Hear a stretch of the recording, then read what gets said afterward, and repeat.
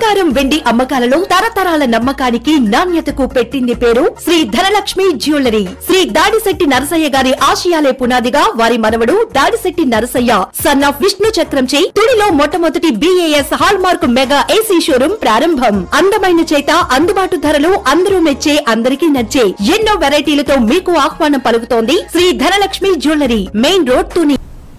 నమస్తే, welcome to my media news. నేను కళ్యాణి. భారతదేశ తొలి ప్రధానమంత్రి జవహర్లాల్ నెహ్రూ జయంతి సందర్భంగా శ్రీకాళహస్తిలోని భాస్కరపేట పురపాలక సంఘం ఉన్నత పాఠశాలలో నెహ్రూ జయంతి వేడుకలను ఘనంగా నిర్వహించారు.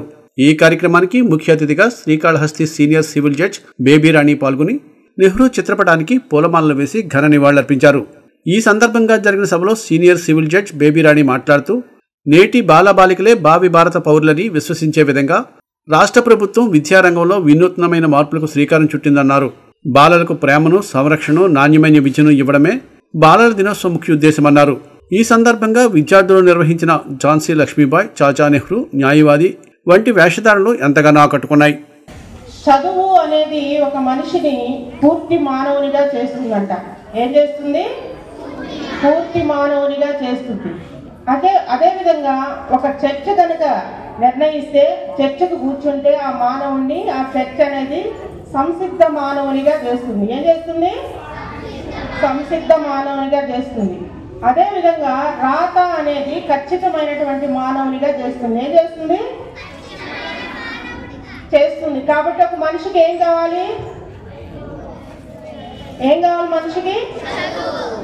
చదువు, చర్చ, రాత అనేది ముఖ్యమైనటువంటిది.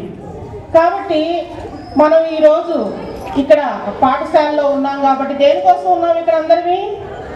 మీరందరూ ఎందుకున్నారు? చదువుకోవడానికి. ఎందుకు చదువు కావాలి మనందరికీ? మనకు జ్ఞానం వస్తుంది. జ్ఞానం వచ్చినప్పుడు ఏమొస్తుంది?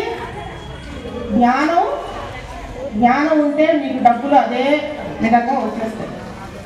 ఎప్పుడైతే నువ్వు జ్ఞానవంతురాలు అవుతావో ఉద్యోగం అదే వస్తుంది, డబ్బు అదే వస్తుంది. డబ్బు ముఖ్యం కాదు. ముందు ఏది ముఖ్యం? జ్ఞానం. వాటికి మనం ఉపయోగిస్తూ ఉంటాం. కానీ దానిలో ఉన్నటువంటి జ్ఞానాన్ని మనం వెతికినట్లయితే అది ఎంతో జ్ఞానాన్ని మనకి ఇస్తుంది.